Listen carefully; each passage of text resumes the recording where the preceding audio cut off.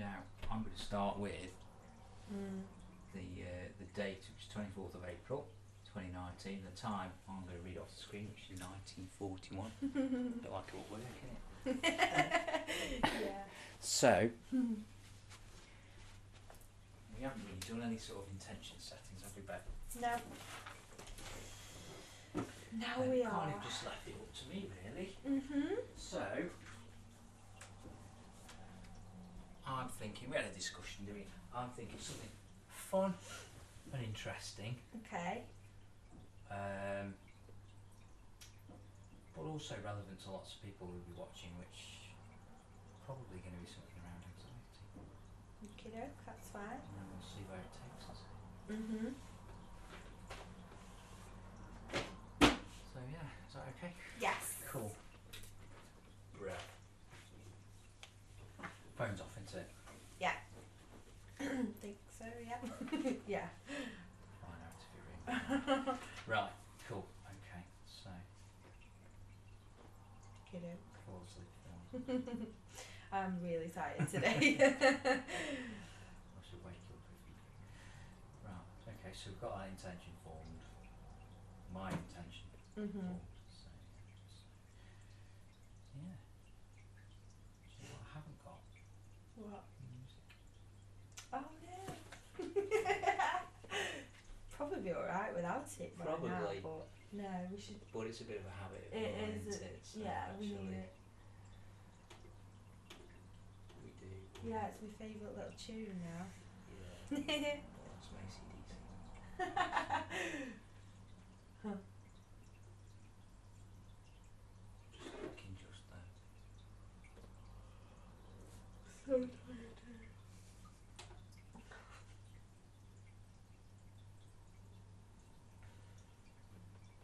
And it's never loud, it's just Nice and gentle. and it only lasts an hour, that, so it'll run out, guaranteed. Yeah. Before we hold it through. Okie dokie. Cool. So, just close your eyes. So when you're ready, just go through that door, past light, on the side, and when you're there, just tell me where you are, what's happening.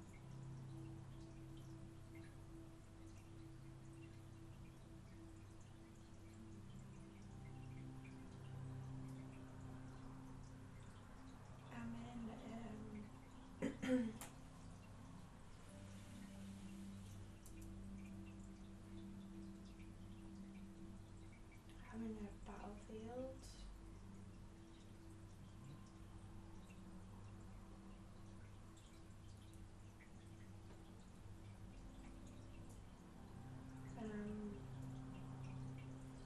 Covered in blood.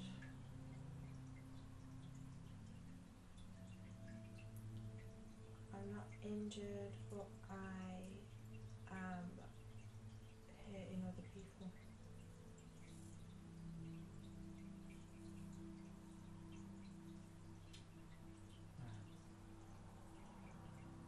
Are you dressed for battle? Yeah. What are you wearing? Big boots. They're all wet. I'm not very good in all the wet seeping in. Feet are all wet. Covered in mud up to my knees.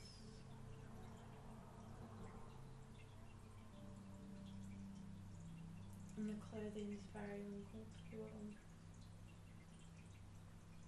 It's got a lot of pockets on it. And I've got all things in all the different pockets.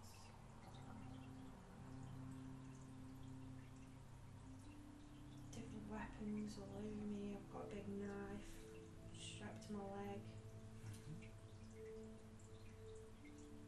I've got grenades.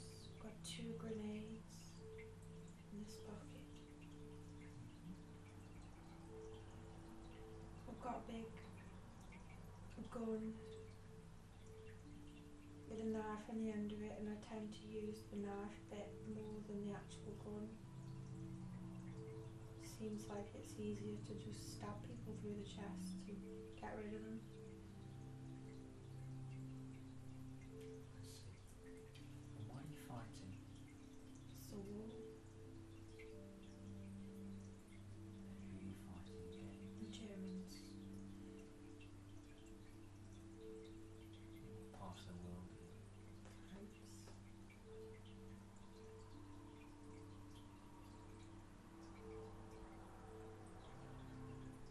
Do you have a name?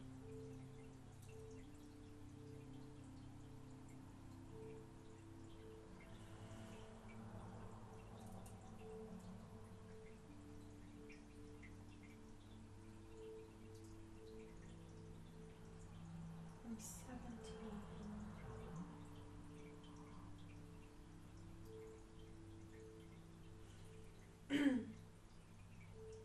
My name's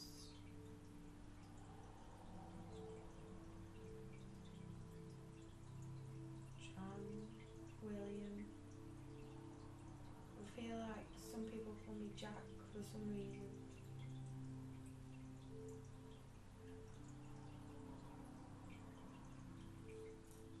And do you know what part of France that you're in?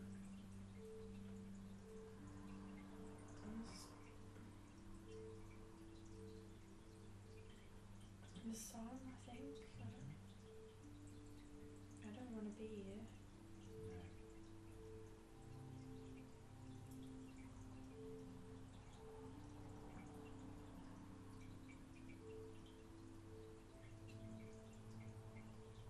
How long have you been there? Fighting? 4 months? I don't really know. A long time. It's like hell.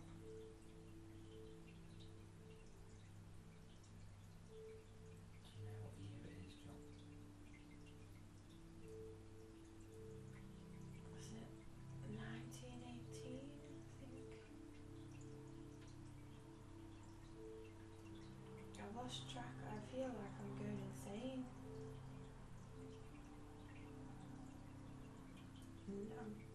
I'd rather turn this gun on myself than other people.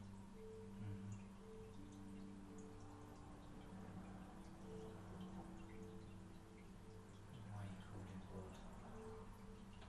It's other people's blood. I feel sick.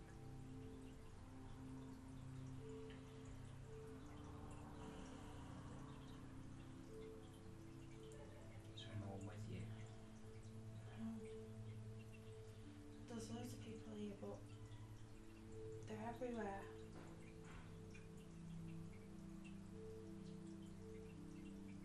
There's people just coming at me from straight ahead and I'm charging towards them.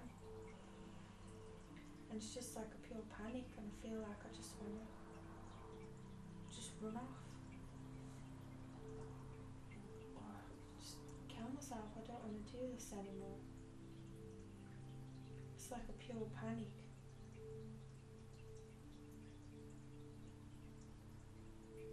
And I keep stabbing these guys, stabbing these men.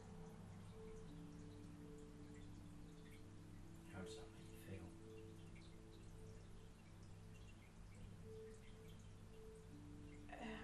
I just feel like my whole body is shaking and just that much adrenaline that it's out of control, and I don't know how I feel until later if I'm still alive. Usually after days like this, and I go back and then I sit there and I try and reflect on how I feel, but sometimes I just feel numb and I feel like I'm going insane. I don't feel anything mentally or emotionally. I just feel like my whole body is overrun by adrenaline, shaking. It's the most extreme nerves that I've ever felt.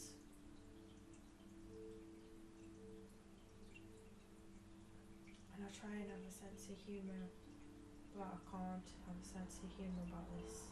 No. And tell me about how you got to France.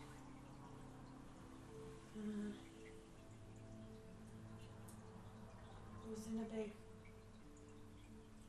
truck in the back with loads of other men.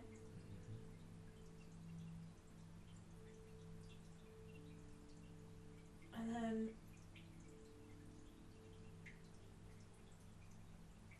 we came on a boat, but I don't like boats. So that was scary enough. And the whole time I've just been terrified. And some of the other men, they're all charged and angry and ready to go, and I'm not like that. I see. I don't want to be. No.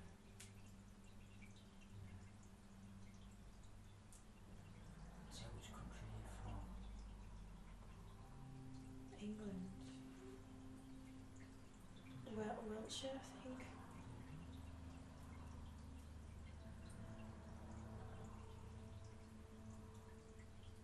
Tell me about your family.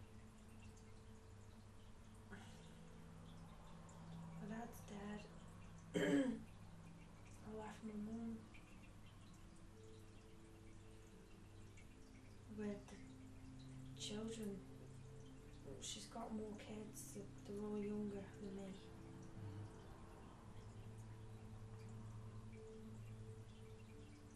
And that's all I can see, all I can see is my mum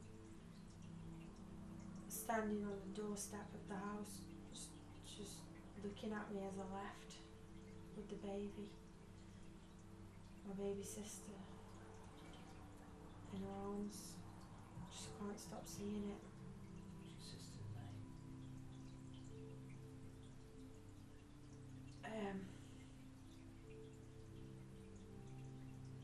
I can't even think.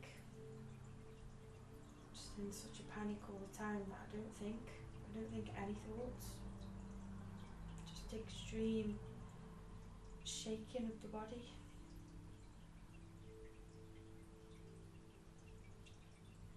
It's horrible.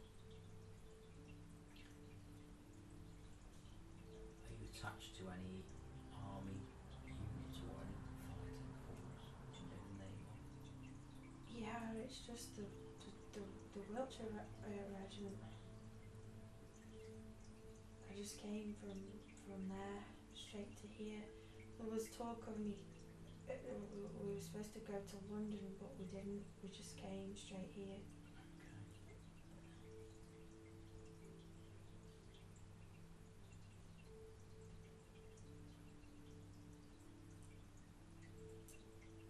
I think that I'm having like a breakdown, or sometimes I can't speak, and when I go back at night and all the men are around, it's like I can't speak, and all I can do is just cry, and I just rock backwards and forwards for hours, and then it all starts again.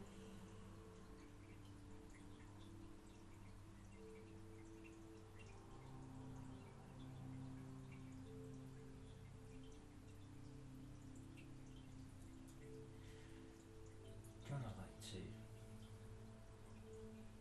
roll forward now to the next really significant part, if you like. When you're there, just tell me where you are.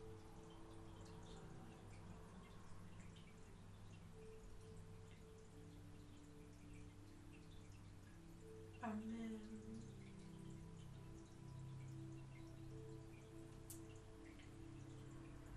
on the battlefield again.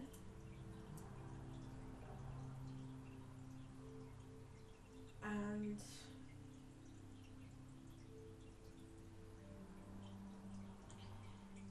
there's a man right in front of me, and we both looked at each other, and it was like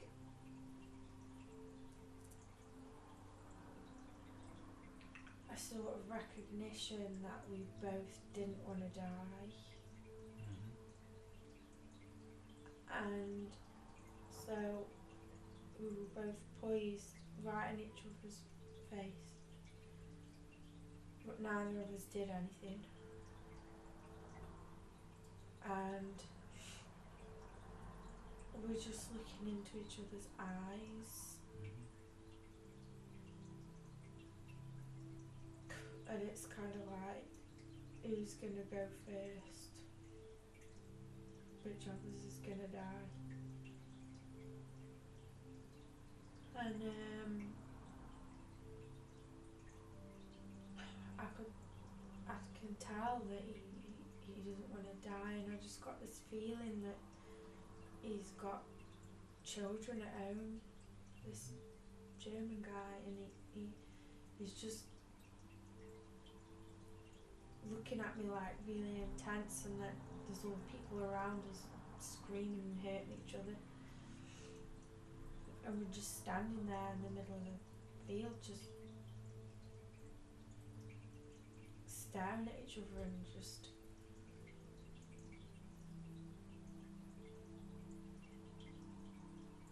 it was only a moment, but like looking into his eyes was like, felt like a really long time.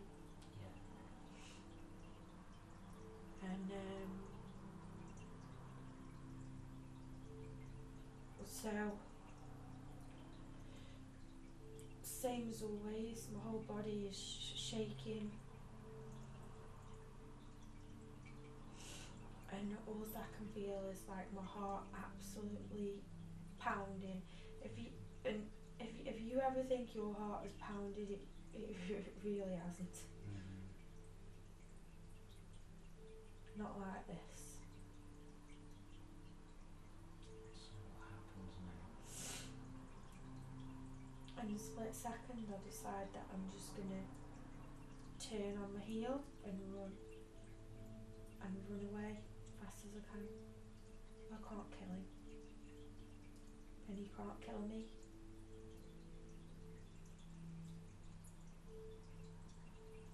And like all the humanity inside of you just wants to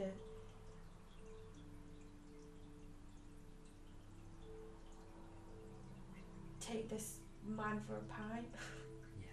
We're just going to talk about his kids, you know. I like people, I don't want to kill people.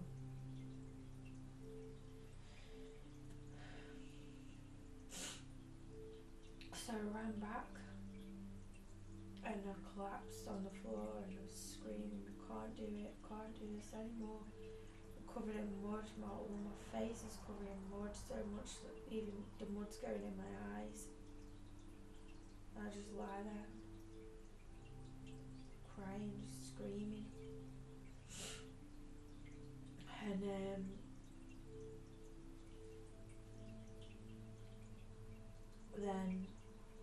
they come and some of the others come and pull me away,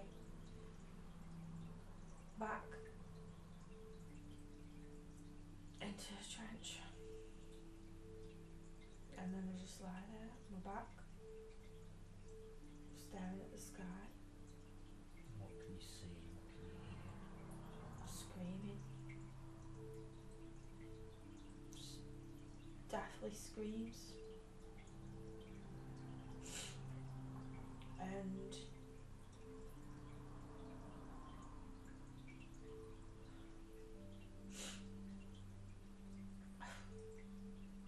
there must be some birds somewhere because I can hear them, but whether I'm just imagining that, I don't know, because my mind keeps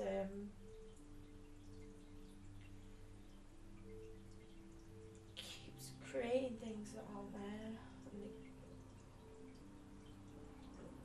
sergeant keeps telling me that I'm losing it. I don't think there would be any birds here, No. because it's too loud and dangerous. I don't think animals would come around here, but I'm looking up into the sky, just flat on my back in the mud, and I can hear birds, but I don't think it's real. I don't think there is birds here.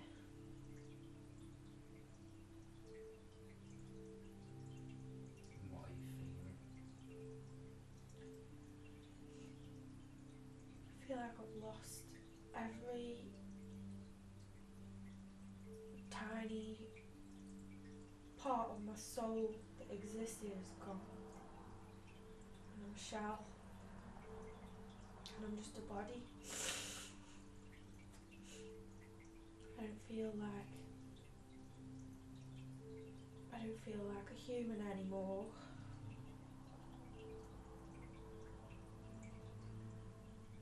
I don't know what's happening.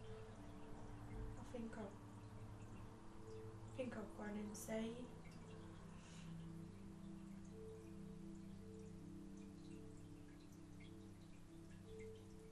But I think this is enough to drive any man insane.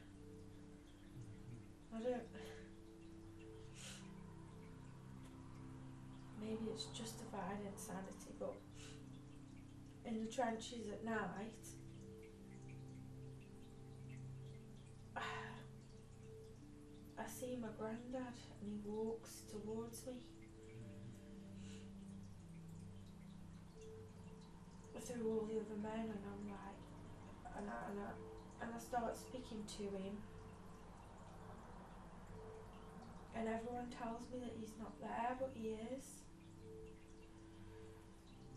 And they all tell me I'm losing it and tell me I've a bit of whiskey and sit down, shut up. He is there, he's there. He's come, he tries to come to save me at night. But he's dead, he's not alive.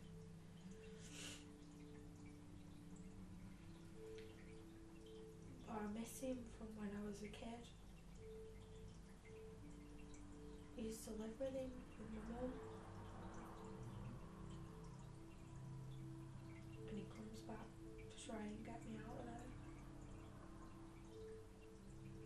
But it never works. He never gets me out. Every day I have to wake up and do the same again, if I sleep.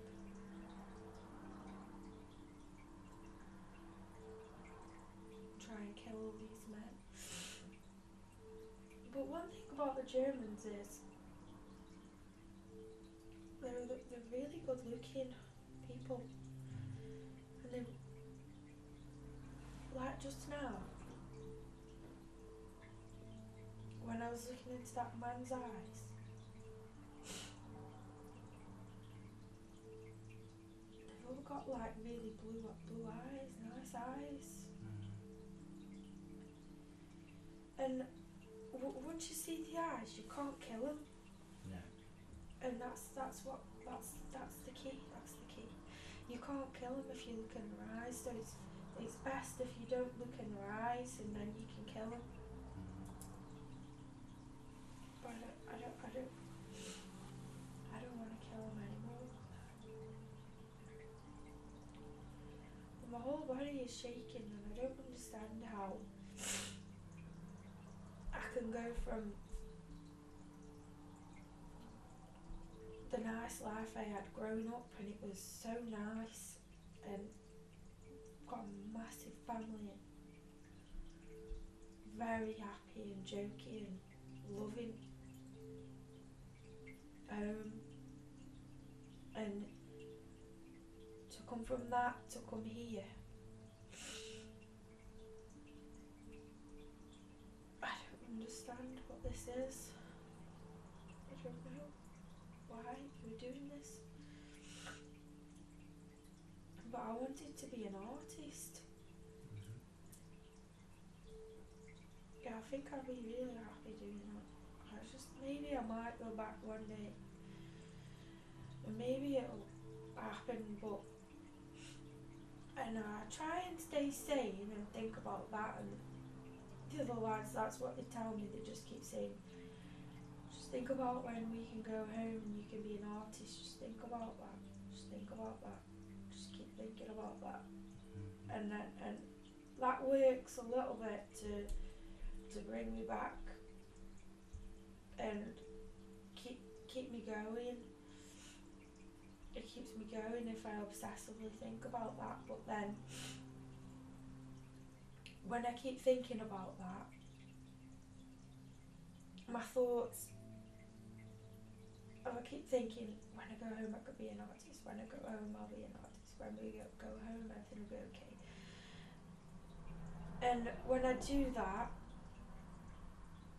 then it's like the thought pattern keeps going and going and going and going, and then that starts making me rock, and it makes me breathe really fast, and then I feel like I can't breathe, and then I feel like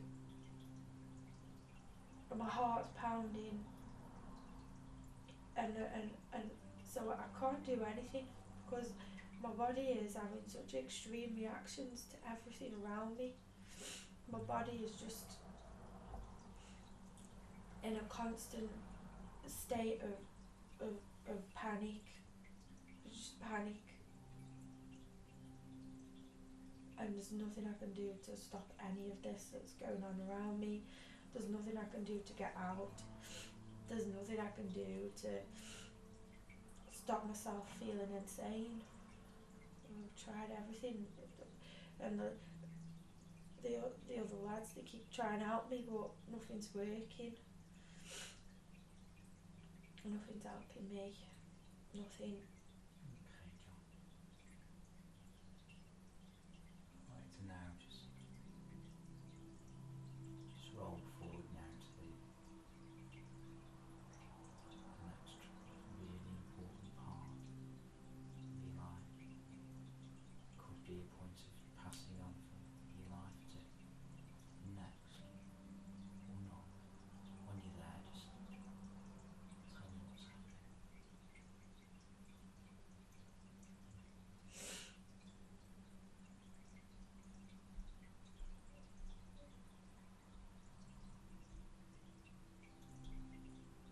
So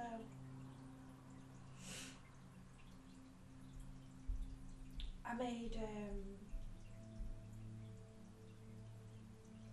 a decision, and I feel much calmer now. So I made a decision that I'm going to kill myself.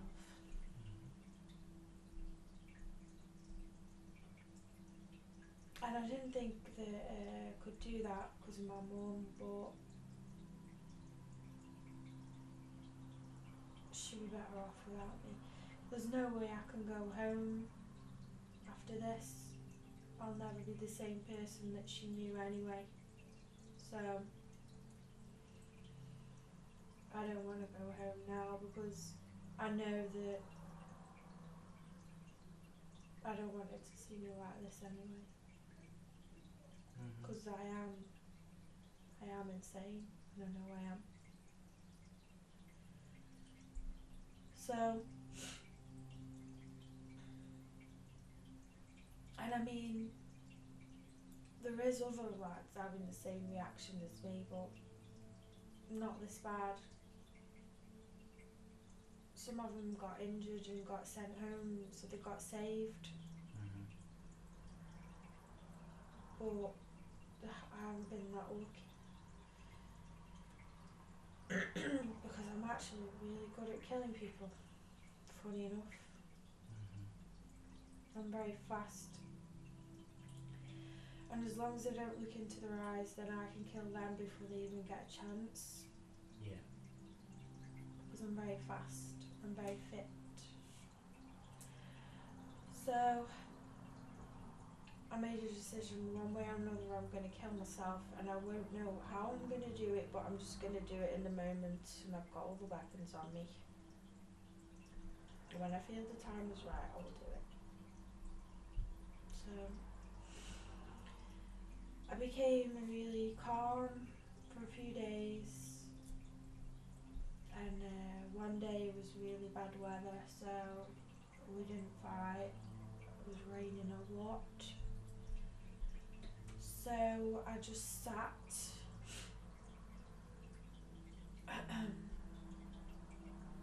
and felt how peaceful it would feel to be dead, and then I was peaceful all day,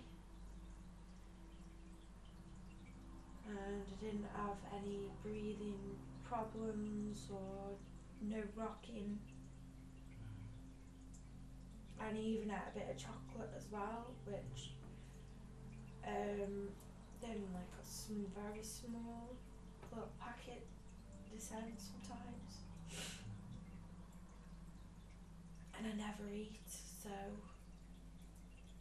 that was a sign that I was peaceful, as that I could eat, because before I couldn't eat because I was so nervous all the time. My body would not accept food, my stomach would not accept food. So on the day of battle, when the rain was calmed down, still very muddy,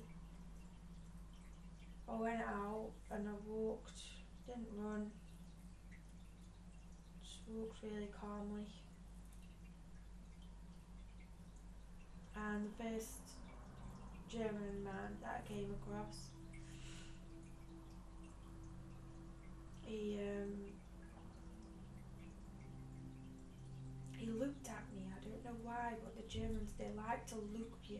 I don't know if they're trained like that. Yeah. I think they're trained to look you dead in the eye, so that it stops you in your tracks, because that seems to be their tactic.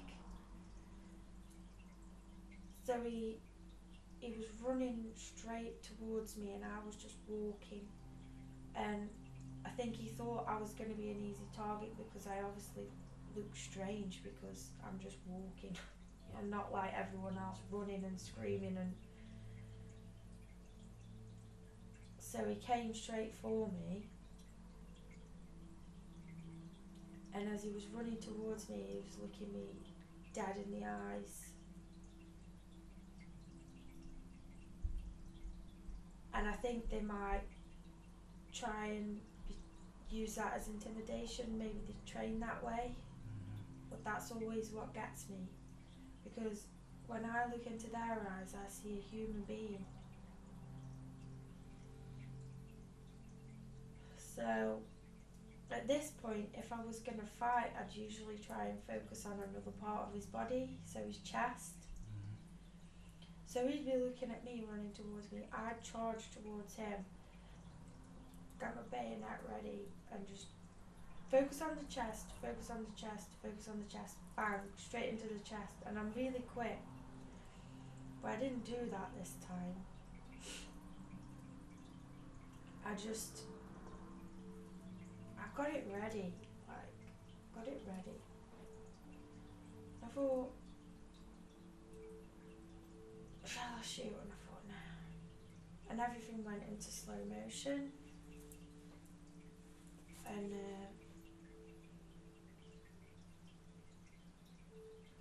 I thought, shall I turn it round on myself, stab myself? But then I thought, I've kind of tried it before to see what manoeuvre I would do to kill myself, but to get it was quite long. To get it from one direction into this direction, quite awkward with the body movements. I'm very conscious of body movements since being here. So he was running towards me, looking into my eyes, so I looked straight back into his eyes, and he was really getting close to me now. Yeah. And everything felt like it was in slow motion. And so I looked him dead in the eye, got my gun and went bang, shot myself through the head, put it straight into my mouth. I'd already practiced what would be the best. I practiced with my own weapons of what would be the best way to kill myself, and that was the best I could come up with. So I looked him dead in the eye, got my gun, put it in my mouth, pointed it as up as I could towards the middle of the brain, and just pulled the trigger.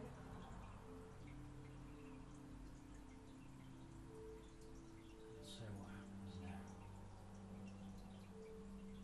Well, I was dead instantly.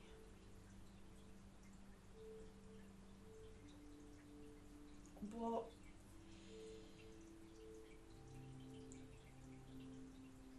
I've come out of my body and I don't feel like a whole soul. Very strange. I feel like the trauma is still in the soul. And I'm kind of annoyed at myself now in spirit form, because now I know that I traumatised this bloke and shocked him. Because it was a weird thing to do. To look dead into his eyes and then shoot yourself in the head. That shocked him. So now, when I was in my human body, I didn't know this, obviously, but now in my spirit form, I know that I've got karma with this German bloke now, and I'm going to have to go back and repay him for the trauma that I caused him that day.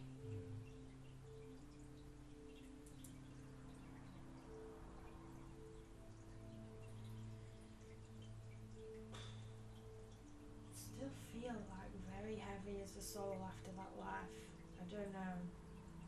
It was a very traumatizing life.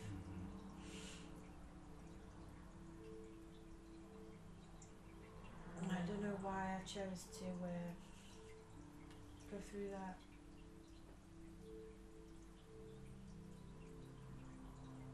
It was to experience mental illness.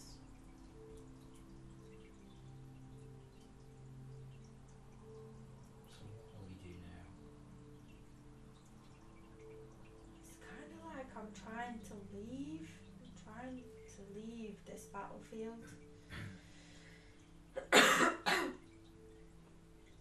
But I'm so shaken and traumatized still, even in spirit form, that I can't leave the battlefield.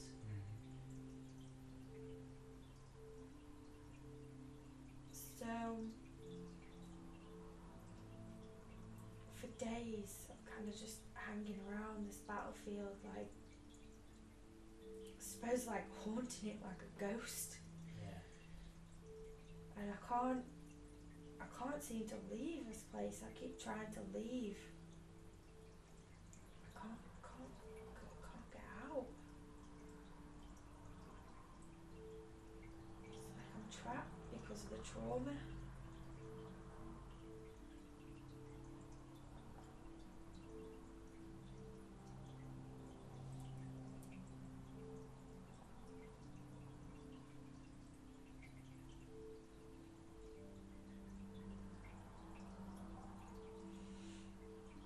But there's so much pain and horrible suffering that I don't want to be here, so I'm trying to get away to get out.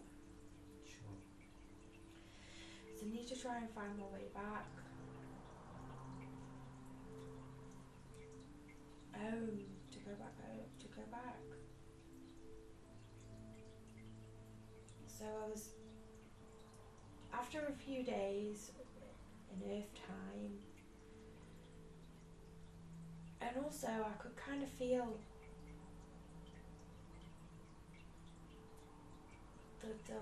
the lads, they really also felt a shock and a trauma of what I did. And because he found me, because I wasn't that far away from you. I wasn't miles in to battle or anything, I was right on the edge. So So they found my body, and obviously because of the skull and all that, they knew what I'd done. And it's kind of like their shock and their trauma combined with my shock and my trauma is keeping me bound here. It's like I'm bound, like I can't leave. So I flirt around for a few days. I was trying to get out. And then eventually I just start trying to gather strength again. Some of my strength is coming back, some of my energy. And I just call on my ancestors and my soul family, like, come and get me out, come and help me get away and break away from this realm. Because I'm trapped. And it takes a bit of time, but eventually my granddad's soul is here and he comes to get me. But it's kind of like he has to, in spirit form, he has to like transfer some of his energy into me. And then I'm able to be light enough to be lifted up. There wasn't light enough before.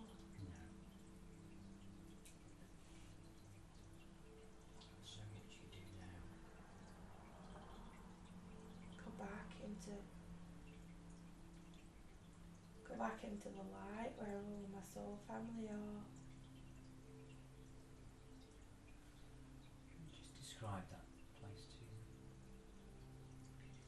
There's white, there's no buildings, there's no anything, nothing, it's just energy. But it's kind of like, I'm so heavy with the trauma that I can't get in, they won't let me in.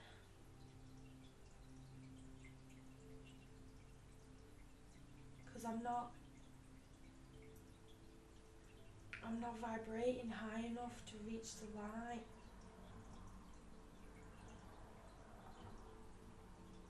So they can't let me in. So my granddad, his soul says, you're gonna have to go back and you're gonna have to live a nice life now to recover and get your soul fragments back. That's what he said. But I can still feel in my spirit body the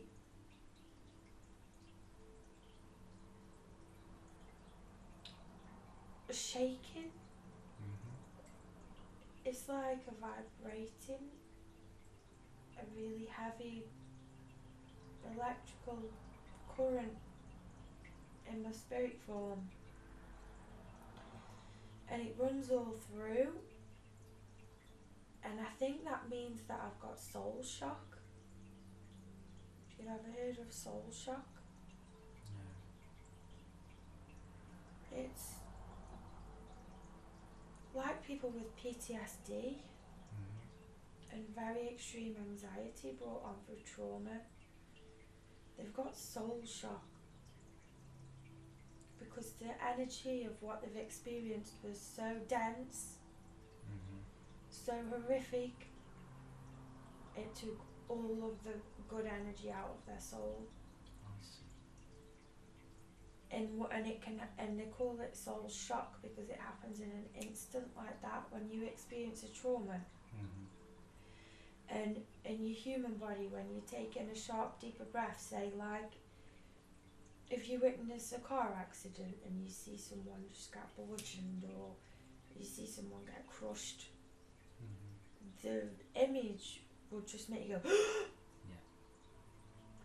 Your human body reacts like that. And at that moment, that's when your soul can go into soul shock and it can fragment. And little bits of your soul will try and escape. I don't know why. I don't understand it yet. Gotta learn more about it. My granddaddy says I've got to go back, and I can either, because they won't let me go into the light, because me like this, in this state of vibration, I'm quite dense and quite dark. If we describe it in colours, dark and light, the source, home, whatever you want to call it, heaven, whatever you want to call it, is pure white, bright light, and it's pure, and it feels like joy, and it vibrates in a complete state of peace and harmony. But how I am as a soul, I've got grey patches in my soul and black patches, if we describe it in colours. Sure. So I've got a darkness in me in terms of vibration, and I cannot take that darkness into the light. It's not allowed. No. I will contaminate it. It's just not even physics, not even energetically possible, because I can't go in there. I just can't go in there. So, in effect, yeah, I can't get into heaven. So, do you do... I'll speak to my granddad, he's on the outside with me. He's going to go back after. So, he says I've got two choices.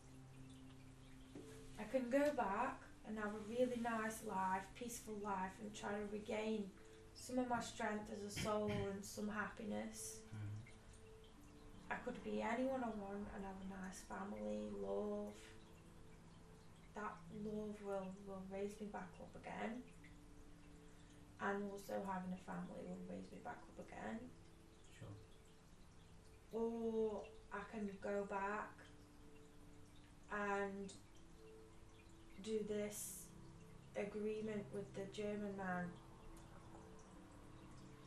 but that's going to be another traumatic life, because we're gonna have to play out something quite horrible, because it's not a nice thing that I did to him. No. Because even though I caused the soul shock in him, I see. so I don't think I'm not ready for that. I'm not ready. I can't do it. I can't do that.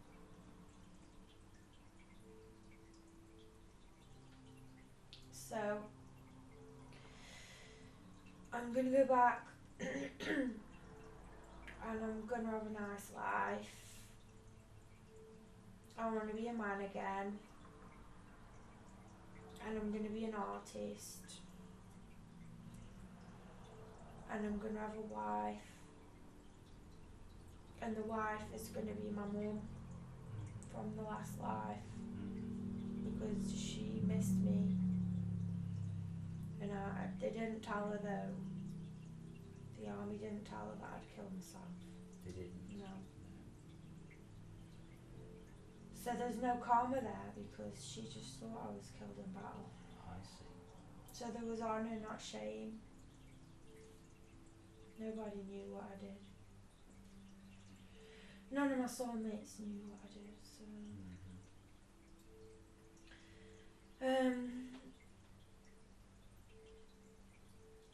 Yeah, and the children are going to be all my soulmates, so my baby sister from my last life is going to be one of my children. My granddad, he's agreed, he wants to come to help me. He's going to be my dad, and we're going to have a good, close relationship. And it's going to be a nice life where I get married, have a family, go to art school, and get a job in New York. But then I'm going to decide not to go to New York, because I want to marry my sweetheart, and I'm going to stay, and I'm going to get a nice job in the bank, and I'm going to still carry on doing my art on the side, and I'm going to do local like exhibitions of my artwork, and all the local people in the town really support me and all love me, and I'm going to try and use this life to have a nice time and recover from this one, the last one. Try and gain back a bit more strength. And then if I succeed and if I manage to get to a loving vibration, which I should if I have a loving family life, that's one of the best ways to sort of get your vibration up as children. Having children and experiencing unconditional love, that's the best way to get yourself light again, get rid of your dark patches in your soul. That's the only way I can describe it for you. I'll have to use colours. But there isn't colours at all, it's just energy.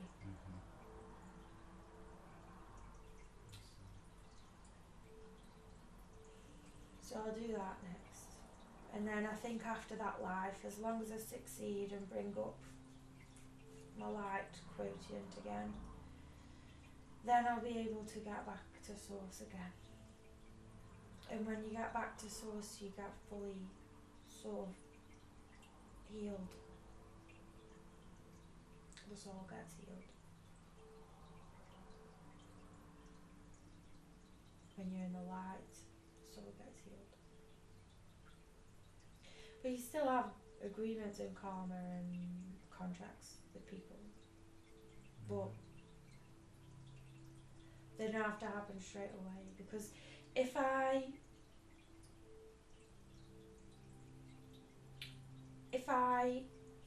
had another option, okay, so I could go straight back to Earth and incarnate again. Either there's two options of lives with the German man karma, or like, but that will probably involve some sort of murder or something that's not going to be very nice, or some sort of payback. Don't want to do that yet. I will have to do it eventually, but I don't want to do it yet. And then the other option was to go and have the family, which I've chosen with all my soulmates. But then the other option is, if I didn't want to go back to Earth, I can float around in what you'd call the fourth dimension, because I'm not allowed to go back into the light. I'm not allowed to go back to source. So I can float around still in spirit form, but it's still not very nice. It's not a very nice place.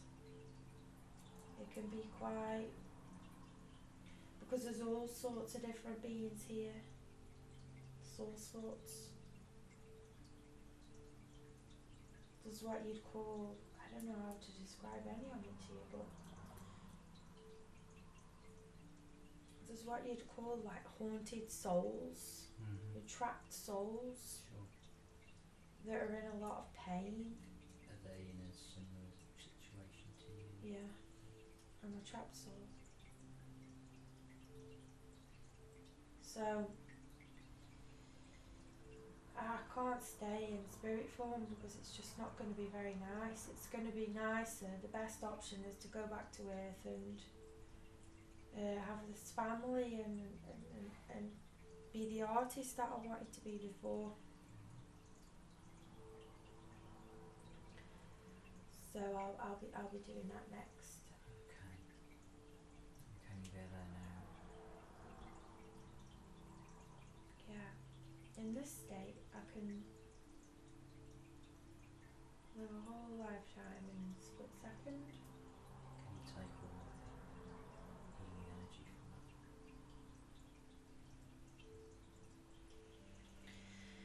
Yeah. It was a very nice life. Very family and friends orientated, nothing particular of note. Bad happened, apart from your average, your parents dying when they're elderly, that kind of thing. accidents, no injuries, no children dying, no terminal illness. And how is your energy? So much better. How do you feel? Peaceful.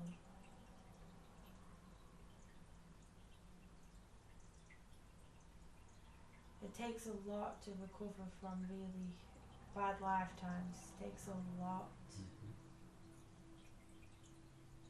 and it's so hard.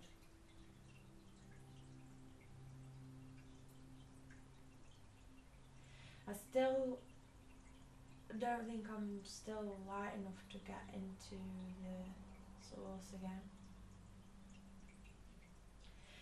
But I'll just go and live another nice lifetime again. And so before we start this session, Tom, we set the intention of finding out about anxiety. And I'll explain to you now. When a soul has had a traumatic lifetime or something, there's a number of different options, but let's use this one as an example. I was a highly traumatized human, developed a severe mental illness, and not really a mental illness, I was just a traumatized soul, you know? Traumatized. Yeah. So, you see, when you reincarnate after a life like that, you've still got elements of that trauma. It's within your soul. So you can carry the energy of the trauma into the next life. You see, in the next life, where we had a nice little family and I was a painter, I was a very nervy person. I see. And I had no reason to be a nervy person. And I suffered a lot from a nervous tummy. So I would get diarrhea if I was like having a big meeting at work. Before the meeting I would be all anxious, pent up, and I'd have physical reaction like diarrhea, feeling sick, palpitations for no reason. Just before, you know, a simple meeting the souls that I worked with in that life were my soulmates, and we were very loving relationships. Not like I had a horrible boss or anything, because I didn't choose any of that. There was no reason whatsoever in any of that lifetime for me as a human being to be a nervous character. There was no trauma in that life, but I carried over the nervousness and the trauma from my previous life. So that nervousness was actually in my soul, and it was seeping out through the physical body in that lifetime. And if I'd have had a major shock, like say if I'd have been diagnosed with cancer, or like one of my kids died or whatever, then I could have developed a full-blown panic sort of disorder from nowhere, like just overnight like that. Yeah. That's because the remnants of the trauma from the previous life was still in my energetic field. So, say if you have a child or a baby and it's really quite a whingy baby, or it's not a happy baby and it's kind of nervous of people, small child that's like suspicious of people, whatnot, and you think, I've socialised this child so much, and you know, there's no reason for this child to be wary of people, or, you know, as a parent you can think that about your child sometimes, as other kids are so social and run around and they're happy and playful, and sometimes you get that nervous kid that sort of sits there and doesn't really interact with the other kids, and babies that cry constantly and they're not ill and you don't know why. Troublesome babies. The souls, because the soul was traumatized, and they've come into that life carrying trauma from previous times. If you you get a child that's very shy and has got no reason to be fearful of others from their upbringing, that's a previous life issue. Mm-hmm. So those are the ones that need the most love then. I think so, but I mean, in other realities, they would like recognise that, and they would treat the child for that. So they would talk to the child about its previous lives from the age of like 2 or 3 in Earth years, and try and encourage that child to remember why they feel like this. And a lot of children will have reoccurring nightmares. Human children will have reoccurring nightmares, so the child doesn't know what the trauma is. It's just the adult thinks it's just a nightmare. It's not a nightmare. It is a memory of a previous trauma from a previous lifetime. And on other planets that are more advanced, they encourage the children to talk about previous incarnations, karma, all the laws of the universe are taught to children. Yes. But on Earth, then none of that happens. Apart from some sort of spiritual cultures, maybe, certain people to teach, certain countries to teach the children meditation, that's helpful. Well, never on Earth, they never really go deep enough to get to this healing of the soul. Humans can try and try and try to heal the body, heal the mind. They're not going to get anywhere. They're just putting chemicals. They're putting chemicals into the body to treat the mind, which is then damaging the body. What kind of cycle is that? Yeah. It's barbaric. So the only way humans are going to progress with the epidemic of mental illness that there is at the moment is to start doing therapy on the soul. And there's lots of people on Earth at the minute who know how to do all that. But they just get laughed at and looked at like they're insane. Or like they're kooky or spiritual or woo-woo or whatever silly terms humans would like to use. But it's just the way it is. So it might change, it depends on what all of you decide. Because there's free will on Earth, so could get better, could get worse, depends on what everyone decides together. What lessons do you think Becky could take? Talk about Becky at the moment. Well,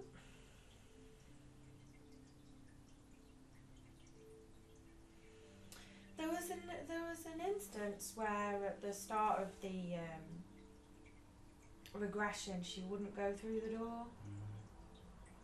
She woke up, and that's the first time that's ever happened. And there was a great resistance to facing that anxiety that was behind that door and the mental illness. And I think how that relates to Becky in this life is that she really does get paranoid that everyone thinks she's nuts. Because she is an older soul, so she has memories in her DNA about healing and about how to activate psychic abilities, all sorts of things. So some of her hobbies and interests are really considered to be very unusual in the general public. So she really does worry that people think that she might be mad.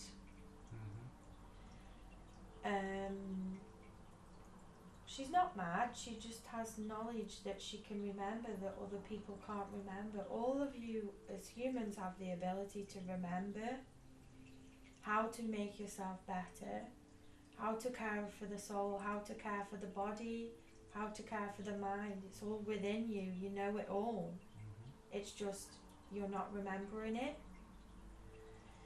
So what Becky can take from this is that she needs to keep a sense of humour and just remember that she's not crazy.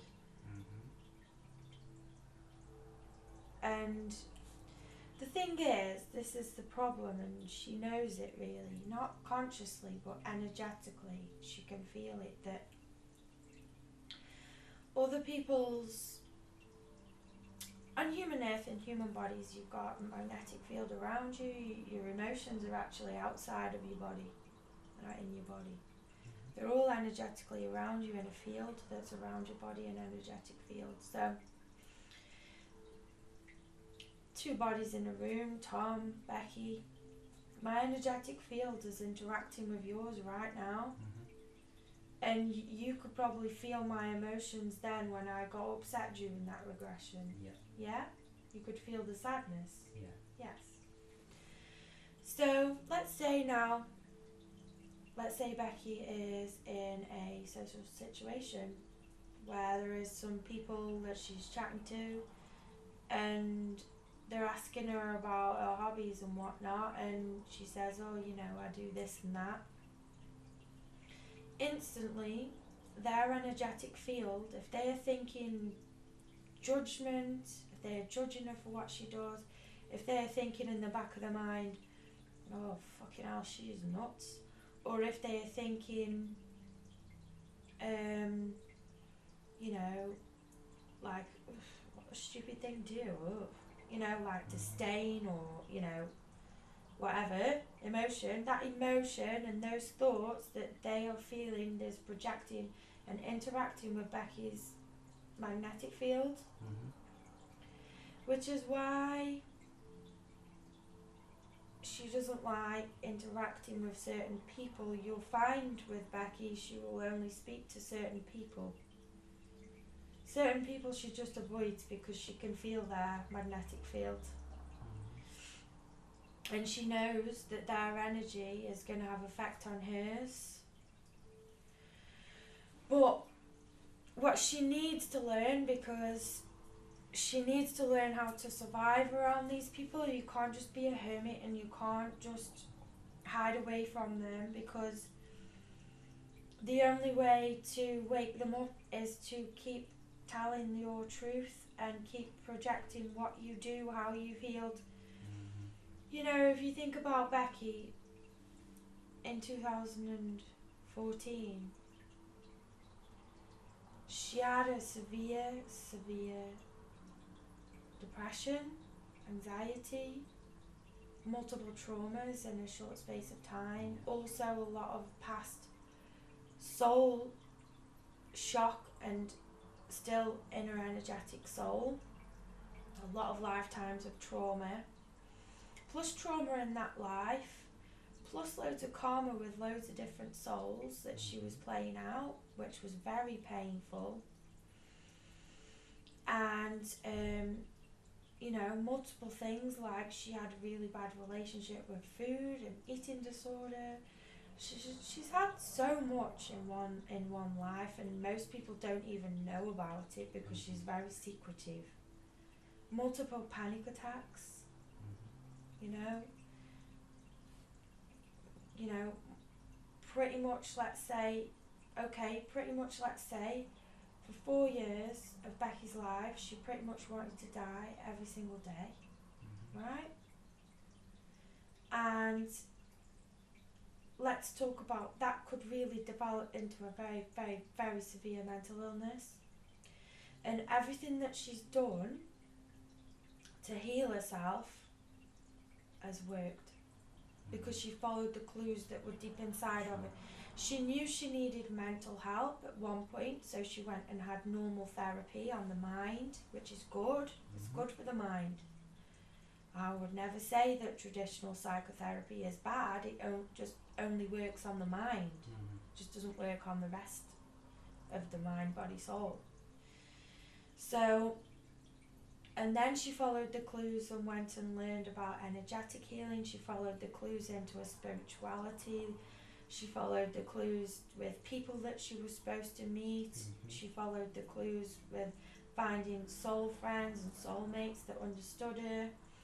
She followed the clues in taking time alone when she needed to be a hermit. She followed clue after clue after clue after clue, all coming from within and all coming from signs from the universe, signs, you know. Say she thought about, when she did a counselling course, she thought about going back to university to learn psychotherapy, and then she saw like clicked on Google or whatever and an advert for it came straight up and she went, that's a sign, I gotta do it. Yeah? So she shouldn't discredit herself so much, because she's got quite a lot of soul wounds. She's experienced a lot of lifetimes where people have thought she's crazy. That was one of the worst traumatic ones. But there has been multiple others where she's been considered schizophrenic. She's been considered mentally ill in many different lifetimes. And so it's a theme that her soul explores, you know, on the earthly planes. And what she needs to remember is, in this lifetime, she's done well and actually healed herself. You know, it was only last night at work, and Becky was on a night shift at work, and she was standing outside smoking a cigarette, feeling really good. Like, she's still got some addictions, let's say. She's not perfect. Right, so she's still got some healing to do. Still got some work to do, but she's been feeling so good lately, so joyful, peaceful, light, helping others, you know, interacting well with others. She's got the best social life she's ever had. She's got more money than she's ever had. And all of this was done off her own back. She could have gone down a path of suicide, mental illness, giving up, you know, but she didn't. She chose to follow the deep call from within the soul, followed the clues. She knew what she had to do to heal. She did it. Now she's at this point.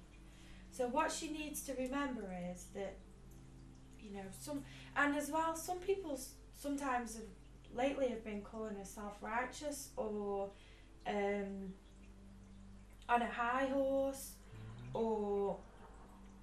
and at the end of the day, what humans have to remember is that as long as it's not coming from a place of ego, Becky only talks about healing and about spiritual things so much, not because she wants to tell people what to do, it's because she wants to help them.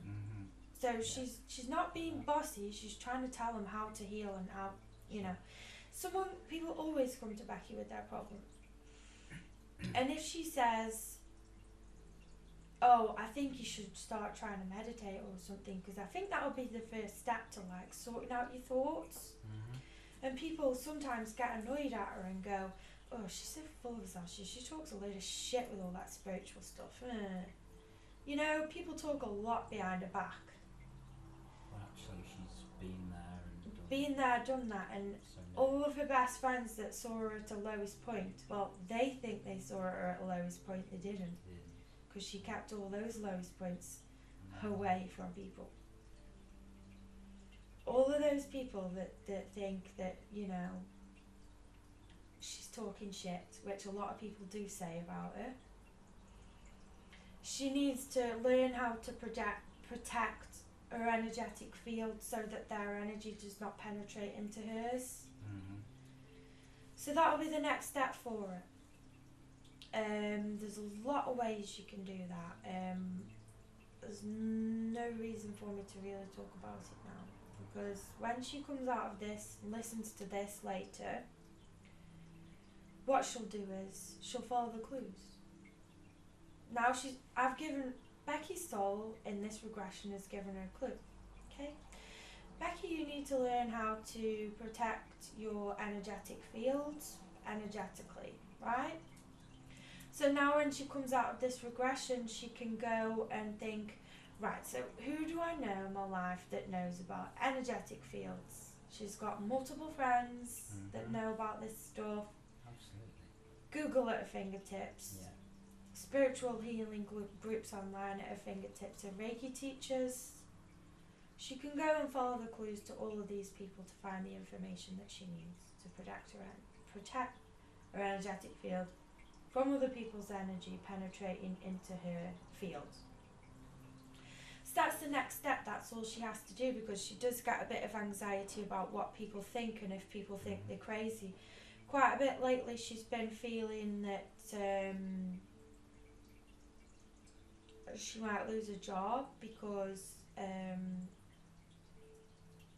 there might be some people at work that she maybe can't trust, or that might think she's crazy. So yeah, this is something that is gonna just play out, this fear, for a while. Sometimes you have to accept in a human body that your anxiety is going to take a while to figure out. It can take years to play out. How does Becky feel about it now? I think when she comes out of this, she's going to feel amazing again. You know, it was only last night she was at work, and I said she was outside smoking a cigarette, and one of the guys at work was like, "What is up with you? How are you so happy? Why are you so happy?" And she turns around and she says, "Oh, it's just my last night shift of 6, so I'm happy because I'm off for 3 days now." But that was a lie. That wasn't the truth. The truth is, she's so happy because she's worked damn hard to get there. Yeah. By coming, meeting you, Tom, doing all this. None of this has been easy. Let's face it. We've had tears tonight. We've relived multiple traumas through all these regressions we've done. She's found out about souls from this life that she's got karma with, souls that she's been married to loads of times. Yes. She's found out that her mum's been her own kid. Yeah. That's a lot for someone in a human body to take on, you know. None of this has been easy, you know. Psychotherapy is not easy, but it's good for the mind. Exercise and training your body is not easy, but it's good for your body. Eating well is not easy when we're surrounded by addictive things, but it's good for the body. You know, soul healing is not easy, because you're facing all your past traumas, all your emotions coming up. But it's worth it, and she has worked really hard, really hard. People will not... People, general Joe public, they'll never understand how hard she's worked. Never. Because she hasn't just healed this one lifetime of trauma. She how many now, Tom? 17 maybe.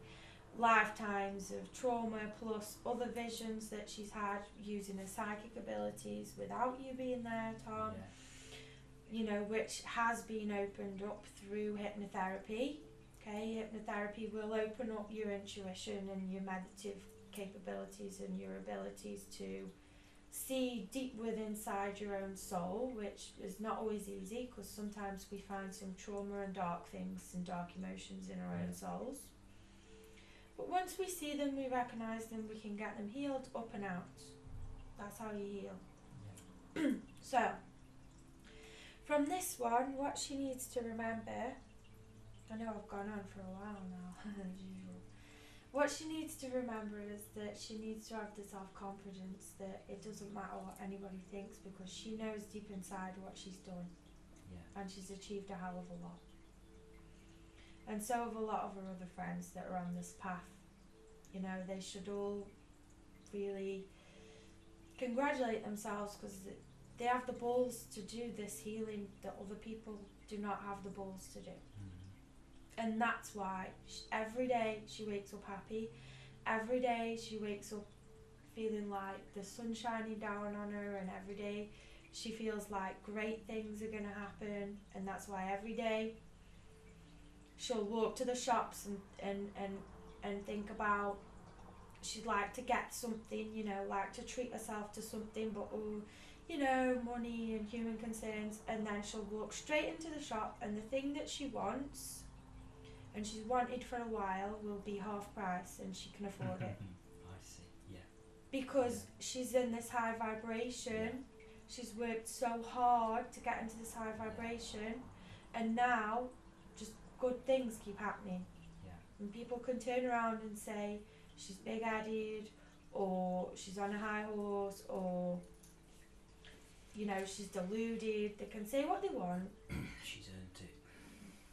But she needs to have a bit more, you know, strength within herself to know that we got here, we finally made it. Because what Becky decided to do before this lifetime was to do the healing of the soul that had usually get done at source, which I talked about earlier. You did. To do that in a human body. I see. And not many people can do it, so it's quite a hard thing to do. There is thousands of people on the earth though at the minute that are all choosing this. And they're choosing it so that they can help teach other people how to heal, and that's why a lot of them are involved in the healing arts. Sound healing, hypnotherapy,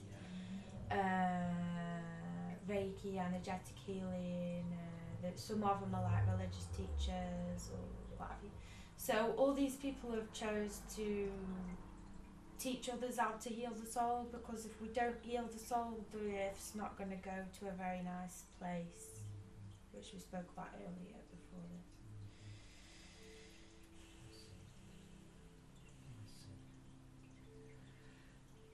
So, a way to take all the lessons, the learning, the healing, the wisdom, and the understanding, all of that.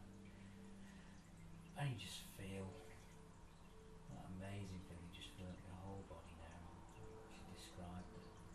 Waking up, the sun shining, waking up, to think of that just beaming down on you, just warming every single cell, just make you feel absolutely wonderful. Absolutely amazing about yourself.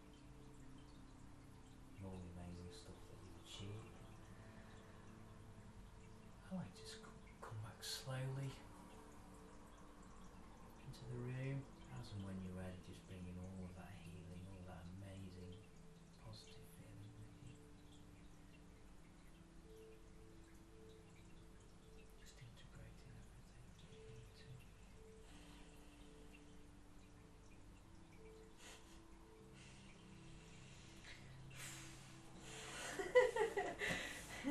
Well, that was a weird one. Again, as usual. Turn that off.